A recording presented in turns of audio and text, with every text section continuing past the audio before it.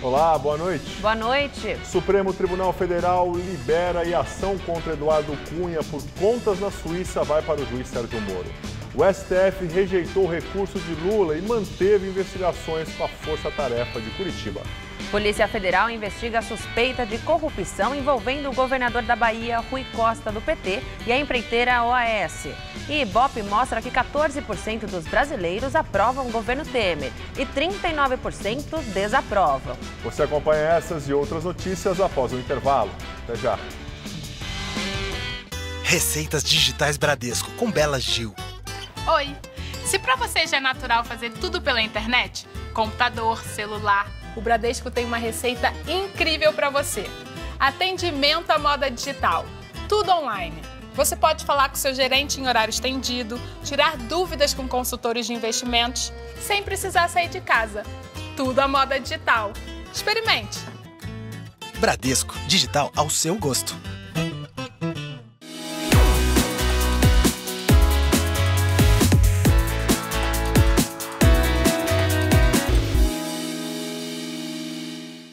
Quem tem paixão por comunicação sabe muito bem qual faculdade escolher. Aquela que prioriza a formação ética e humanística, sem deixar de lado vivência e experiência. Porque não basta estar preparado para o mercado. É preciso estar pronto para a vida. Se você quer se formar e transformar o mundo, faça Casper Libero. Vestibular 2017. Inscrições abertas. Faculdade Casper Libero. Paixão por comunicação. Tudo Seu de hoje tem notícias dos famosos com Esther Rocha. Vou bater um papo com a minha queridinha e grande atriz Denise Fraga. E no musical, a gente se encanta com a voz de Carmen Monarca como canta. O Todo Seu é hoje, 10h30 da noite. Vem que eu tô te esperando.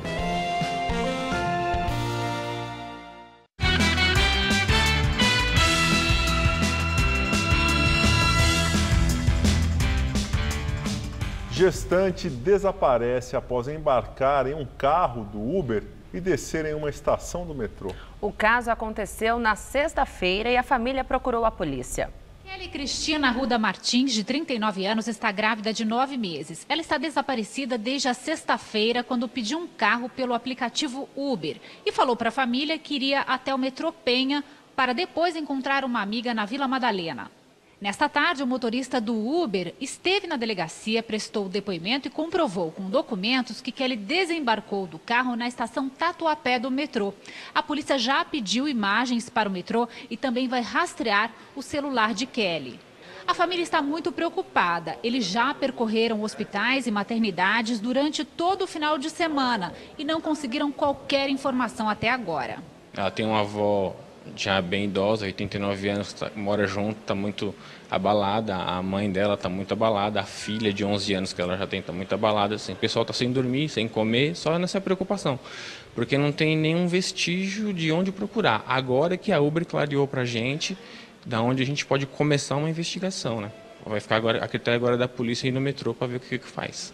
Kelly descobriu que estava grávida pouco depois da morte do marido, assassinado em um assalto no começo do ano. Mas, segundo a família, ela estava se recuperando do trauma durante a gestação. Em uma nota, a Polícia Civil afirmou que o caso é investigado pela equipe do 41º Distrito Policial e que as diligências já foram iniciadas, mas que não é possível passar detalhes do caso para não atrapalhar as investigações. As linhas 9 e 13 da CPTM apresentam atrasos nas obras. Os trens já deveriam estar circulando no trecho desde janeiro. Mas o novo prazo anunciado agora para terminar a obra é 2018, no segundo semestre. A extensão da linha 9 Esmeralda da CPTM pretende ligar a Zona Sul, a partir do Grajaú, até a cidade de Osasco, com integração com a linha amarela do metrô em Pinheiros. O novo atraso acontece porque o governo vai encerrar, no fim do ano, o atual contrato com o consórcio de empreiteiras, assinado em 2013. Não é por causa da investigação do Ministério Público, que desconfia de irregularidades na concorrência antiga. A ideia é aproveitar a verba de 500 milhões de reais do PAC, do governo federal, que só foi liberada agora e que vai bancar 60% da obra. Para isso, vai ser preciso fazer uma nova licitação, de acordo com as normas do Ministério das Cidades. Sucessivos atrasos também têm sido comuns do outro lado da cidade. A linha 13 Jade da CPTM, em obras há quase 3 anos, também ficou para 2018. Representa a tão esperada ligação com o aeroporto de Cumbica, em Guarulhos. Pelo projeto, a integração com o metrô será na Estação Brás, onde o passageiro terá de pegar a linha 12 Safira até a Estação Engenheiro Goulart. É lá que começa a nova linha de 12 quilômetros até Cumbica.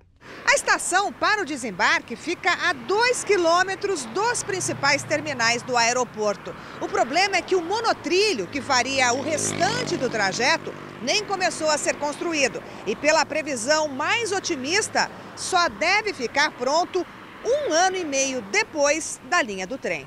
No projeto original, a estação ficava bem mais perto, de onde se podia seguir a pé até o check-in. Mas a concessionária que administra o aeroporto decidiu construir um shopping no local e, em troca, ficou de bancar o monotrilho. Em nota, a CPTM afirma que a implantação de uma nova linha ferroviária é complexa e está sujeita a interferências não previstas. Na linha 13, segundo a companhia, houve alterações no cronograma de obras devido ao embargo de uma área contaminada na região da USP Leste, por exemplo. Já sobre a linha 9, que é construída com dinheiro também do governo federal, a CPTM diz que a obra sofreu atrasos para se adequar às novas exigências do PAC. Na zona leste da capital, o governador Geraldo Alckmin, do PSDB, afirma que o foco agora deve estar na recuperação do país e não na eleição presidencial de 2018. Segundo Alckmin, seu partido saiu fortalecido com a votação do último domingo. Como se estivesse em campanha, ele tirou fotos, cumprimentou comerciantes, vendedores e pessoas que passeavam pelo centro de compras. Alckmin também fez uma pausa para o cafezinho, mas durante a entrevista desconversou quando o assunto foram as eleições para presidente em 2018. O tema eleição presidencial está fora da agenda. Nós estamos em 2016, eleição é só em 2018. A crise é muito grave, então o que nós temos que fazer? Ajudar a retomar o emprego e retomar a renda. Então é preciso ter rapidez aí nas reformas estruturantes. A possibilidade de o governador ser candidato ao Palácio do Planalto voltou a ganhar destaque após a eleição de João Dória para a Prefeitura de São Paulo. O governador também não quis comentar as declarações do senador Aécio Neves, presidente nacional do PSDB, que defende a realização de prévias no partido. Mas sobre a vitória de João Dória, seu afiliado político, Alckmin falou. Quero agradecer à população, porque foi muito resoluta, né? Muita firmeza a decisão do povo de São Paulo em relação à eleição municipal. Acho que foi um recado forte. São Paulo tem pressa, né? Pressa em retomar o protagonismo, emprego, renda, oportunidade para a população. O governador também avaliou o desempenho dos partidos. O que chama a atenção dessa eleição? Acho que ela encerra aí um ciclo que começou com a questão do desequilíbrio fiscal, das denúncias, do impeachment, e mostra bem a derrocada aí do PT. E, de outro lado, mostra o fortalecimento, a revitalização de alguns partidos, não só o PSDB, de vários, mas o PSDB se destacou aí nesta eleição. Pesquisa Ibope para a CNI, Confederação Nacional da Indústria, mostra a avaliação dos brasileiros sobre o governo Temer. 39% dos entrevistados reprovam o governo. O governo do presidente Michel Temer, do PMDB, é avaliado como ótimo ou bom por 14% dos entrevistados. Na última pesquisa, divulgada em julho, eram 13%. 34% consideram o governo regular. Em julho, o índice foi 2% maior. Tanto na pesquisa anterior e na divulgada hoje, 39% dizem que é ruim ou péssimo. Não souberam responder 12%. E em julho, 13%. À época, Temer ainda ocupava a presidência interinamente. A margem de erro é de 2 pontos percentuais. E agora o comentário de Josias de Souza, direto de Brasília. Abertas as urnas do primeiro turno da eleição municipal, o governo corre contra o relógio para aprovar na Câmara a emenda constitucional que congela os gastos públicos por 20 anos. O relatório sobre a emenda foi lido hoje numa comissão especial. Espera-se que a proposta seja aprovada nesta comissão até quinta-feira, para ser votada na segunda-feira no plenário da Câmara. Ali, como se trata de uma emenda constitucional, será necessário realizar 2 turnos de votação. Michel Temer joga pesado para aprovar essa matéria.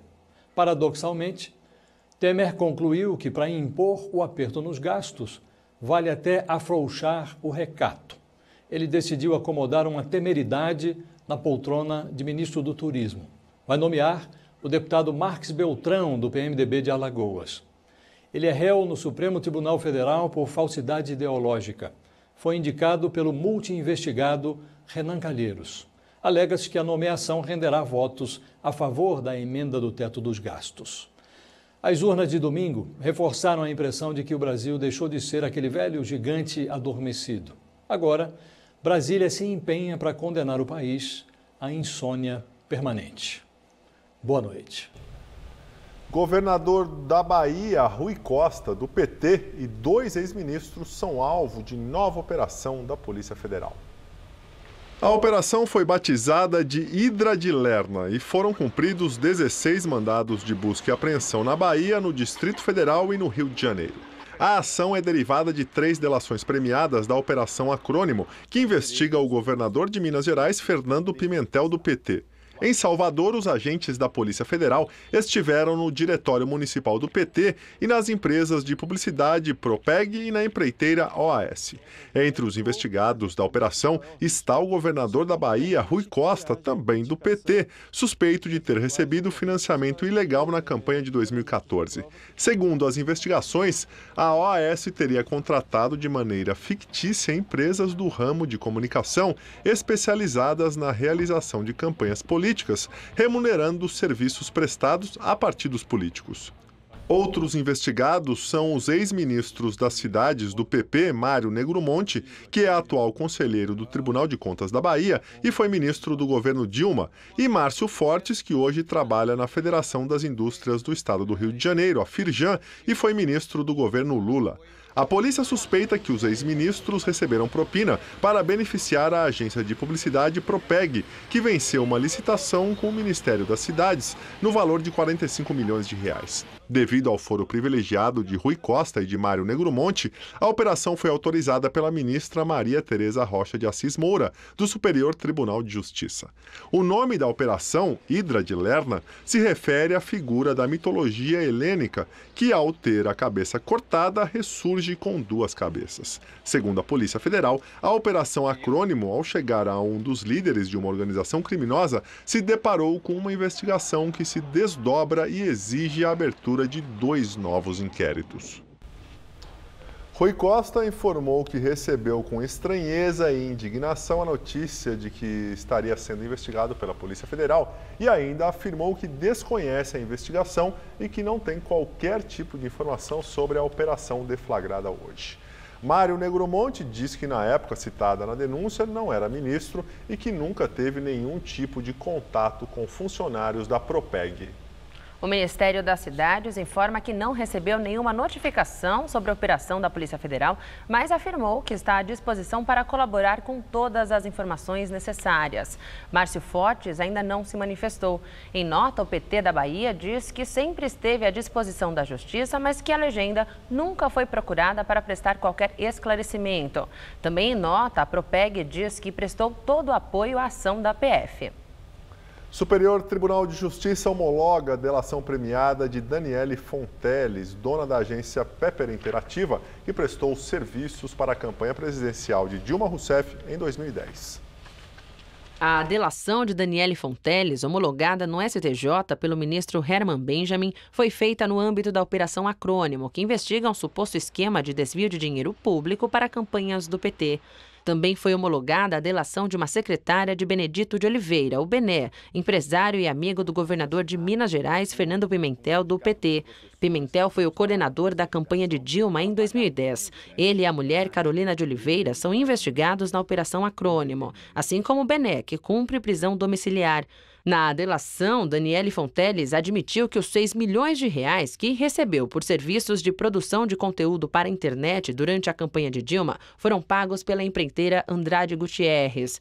O pagamento foi confirmado por executivos da construtora em depoimento à Operação Lava Jato. Esses acordos de delação são os primeiros homologados pelo Superior Tribunal de Justiça. Isso porque a delação da dona da Pepper foi dividida em 2 partes. A que cita o governador Fernando Pimentel ficou com o STJ e a que faz referência à ex-presidente Dilma foi enviada ao Supremo Tribunal Federal. Ação contra o ex-deputado federal Eduardo Cunha por contas na Suíça vai para o juiz Sérgio Moro. A decisão do Supremo Tribunal Federal, que autoriza a abertura de ação penal contra Cunha, foi divulgada no Diário de Justiça Eletrônico e será considerada publicada amanhã.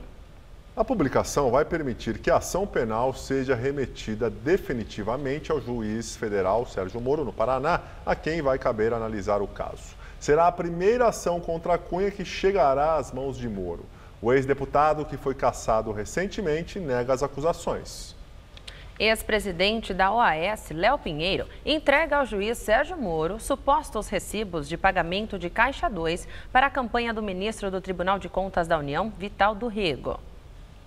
A defesa de Léo Pinheiro, preso na Lava Jato, entregou ao juiz Sérgio Moro notas fiscais e comprovantes de transferências que, segundo ele, são referentes a pagamento de propina ao ex-presidente da CPMI da Petrobras e hoje ministro do Tribunal de Contas da União, Vital do Rego. Segundo o empreiteiro, foi pago R$1 milhão em doação oficial ao PMDB Nacional e R$1.500.000 através de Caixa 2 para a campanha de Vital do Rego ao governo da Paraíba em 2014.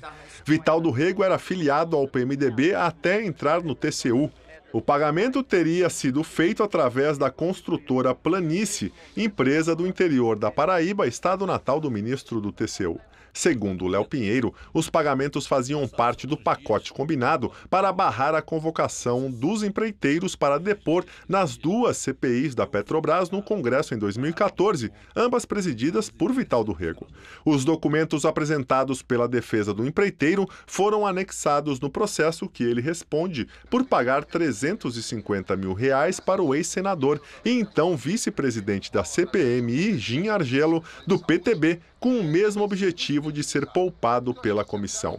Vital do Rego é alvo de uma investigação no Supremo sobre o caso. Em nota, a assessoria do TCU informou que o ministro Vital do Rego não recebeu recursos da empresa citada para a sua campanha eleitoral. Ele diz que jamais negociou com quem quer que seja valores relacionados a doações ilícitas de campanhas eleitorais ou qualquer tipo de vantagem pessoal indevida. Em nota, o PMDB afirmou que sempre estará à disposição para prestar quaisquer esclarecimentos e que os recursos movimentados pelo partido sempre seguiram a legislação. A construtora Planície diz que não conhece Léo Pinheiro e que nunca se relacionou com ele e nem com Vital do Rego. Juiz Sérgio Moro diz esperar que o Supremo Tribunal Federal mantenha a prisão de condenados após segunda instância. Moro falou em São Paulo durante um fórum sobre corrupção e lavagem de dinheiro realizado pela Associação Nacional de Juízes Federais. Acredito e espero que o Supremo Tribunal Federal vai manter a sua posição. Amanhã, o STF deve voltar a analisar o caso. Os ministros decidirão se condenados em segunda instância poderão ser presos ou se podem recorrer em liberdade até se esgotarem todos os recursos. Em fevereiro, o STF já tinha decidido pela prisão após a condenação por um tribunal de justiça estadual ou por um tribunal regional federal. O relator da matéria na corte é o ministro Marco Aurélio Mello. Ele apresentou um voto contra a prisão. Já o Ministério Público Federal se posiciona a favor da medida. Ao se manifestar sobre o tema, o Procurador-Geral da República, Rodrigo Janot, disse que a decisão poderia afetar a Lava Jato. Isso porque a prisão mais célere poderia incentivar investigados a fechar acordo de delação premiada. Hoje, Moro diz que se o Supremo rever este entendimento, seria péssimo. Um sistema de justiça que não chega ao fim um caso criminal em um período razoável é um privilégio de impunidade daqueles que podem servir desse sistema de justiça, que normalmente são os poderosos. Ao comentar a Lava Jato, Moro disse que encontrou um quadro de corrupção sistêmica na Petrobras. Agora, a corrupção sistêmica, como algo espalhado, penetrante e profundo nas nossas instituições e na sociedade civil, não é algo assim tão comum. O Supremo Tribunal Federal negou o pedido da defesa do ex-presidente Lula para tirar da Força-Tarefa de Curitiba e do juiz Sérgio Moro as investigações sobre suposto recebimento de propina das empreiteiras OAS e Odebrecht. A defesa alegou que os inquéritos tratam dos mesmos fatos de outra investigação que tramita no STF. O relator da Lava Jato no STF, ministro Teori Zavascki, disse que as investigações são diferentes. Ele também criticou a maneira como os procuradores do Paraná apresentaram a denúncia contra Lula, que chamou de forte espetáculo midiático. E agora vamos ao comentário de política com José Neumann e Pinto. Pois é, o pedido da defesa do Lula para o STF, Supremo Tribunal Federal, tirar o processo contra ele de Curitiba e devolver ao Supremo, foi negado. Por 4-0 na segunda, só não foi 5 porque o Celso de Mello não foi para a reunião. Mas os 4 que se reuniram da segunda turma aprovaram o relatório do ministro Teori Zavascki e disseram para os advogados do Lula responderem normalmente ao juiz Moro. Fez uma crítica, disse que houve muita espetacularização dos promotores na hora de apresentarem a denúncia. Pois bem, só que fez outra crítica, que foi o seguinte: a defesa do Lula podia ter recorrido contra os procuradores, jamais contra o juiz Sérgio Moro, que não fez espetacularização nenhuma. Quer dizer, a situação do Lula ficou complicada, né? Porque nem fazer uma onda por causa da espetacularização ele pode fazer, porque o Moro disse assim para ele, né? Escolhe um advogado melhor, filho.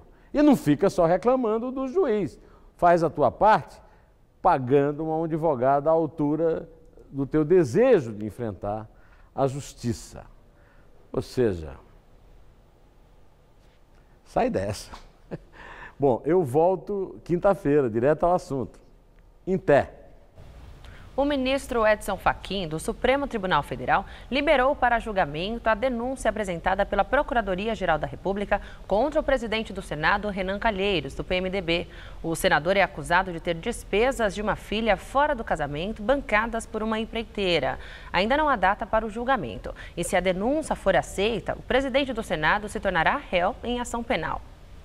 Falar agora de educação, ou melhor, da falta dela, né? Porque aumentou a distância no Brasil entre escolas públicas e particulares no ranking do Enem, o Exame Nacional do Ensino Médio divulgado hoje. Em um universo de 1.000 escolas com as maiores notas no exame, apenas 49 são da rede pública. No ano passado, eram 93. Os dados são do INEP, o Instituto Nacional de Estudos e Pesquisas Educacionais, que é um órgão ligado ao Ministério da Educação.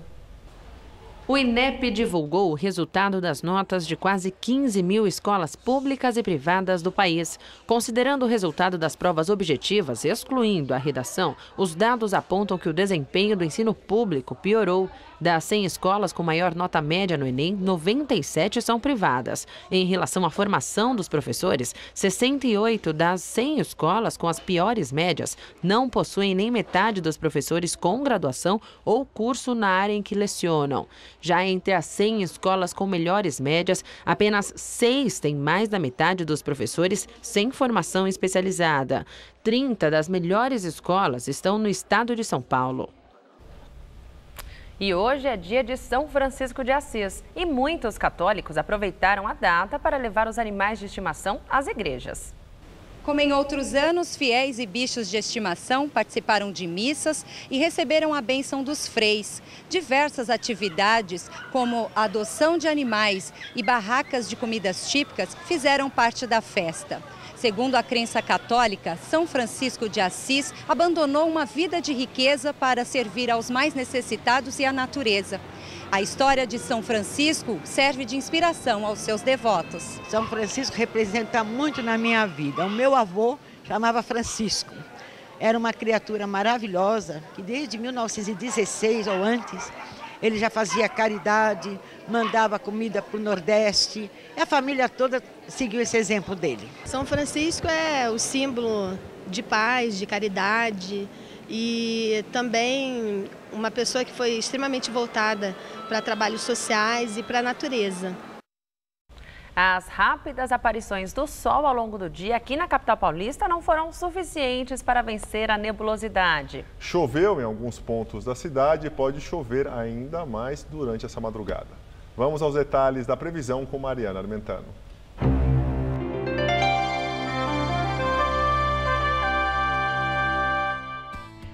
Um dia esfria, chove, no outro esquenta, faz sol. Difícil se adaptar a tantas mudanças no tempo. Para amanhã, o ar seco volta a ganhar força pelo interior do estado e as temperaturas sobem mais em relação a hoje. Só há chances de chuva nas regiões norte e oeste a partir da tarde. Aqui na faixa leste, apesar da nebulosidade, só na costa é que chove fraco a qualquer hora do dia. Em Marília, amanhã, máxima de 26 graus e em Votuporanga, tempo bem abafado, com até 30 graus durante o dia. No litoral, a máxima não vai passar dos 23 graus em Santos e dos 24 em Caraguatatuba. Para a capital, a nebulosidade ainda predomina, mas só há uma pequena chance de chuvisco no período da noite. A quarta-feira vai amanhecer com 14 graus e à tarde a máxima fica em torno dos 23. Na quinta, a temperatura sobe, faz até 27 graus, mas deve chover de forma isolada. E na sexta-feira, o tempo muda de novo e a temperatura volta a cair, ficando em torno dos 23 graus. Papa Francisco faz visita surpresa à cidade de Amatrice, no centro da Itália, que foi devastada por um terremoto em agosto. O Papa chegou de surpresa a Amatrice para se encontrar com as vítimas do terremoto de 24 de agosto. Quase 300 pessoas morreram e perto de 2.000 estão em alojamentos provisórios no centro da Itália. Mais de 5.000 construções foram afetadas ou totalmente destruídas. Francisco visitou a chamada Zona Vermelha, que ainda está interditada. Ele disse que não foi à região antes, porque achou que nos primeiros dias de dor, a visita seria mais um estorvo que uma ajuda. No dia do terremoto, o Papa cancelou a agenda, rezou pelas vítimas e enviou bombeiros do Vaticano para ajudar nos trabalhos de socorro. Polícia da Turquia ocupa a sede de um dos principais canais de televisão pró-curdo em Istambul e interrompe a transmissão dos programas. Jornalistas e técnicos da emissora IMC TV estavam na redação e na sala de controle quando os policiais interromperam a exibição dos programas. O canal foi retirado do satélite turco, mas continuava transmitindo seus programas online e por um satélite europeu. Na semana passada, a emissora recebeu uma notificação para encerrar suas atividades dentro da investigação sobre o golpe de Estado frustrado de 15 de julho. A decisão judicial envolve 12 emissoras suspeitas de vínculos com o Partido dos Trabalhadores do Kurdistão e, segundo o governo, de apoiar o terrorismo. E nós ficamos por aqui. A edição de hoje pode ser vista no site do Jornal da Gazeta. Boa noite, até amanhã, Gabriel. Tchau, Tássia, até amanhã. Muito obrigado pela companhia, tenha uma ótima noite. E você fica agora com o Rony Vão Todo Seu. A gente se vê amanhã, às 10 horas. Até lá.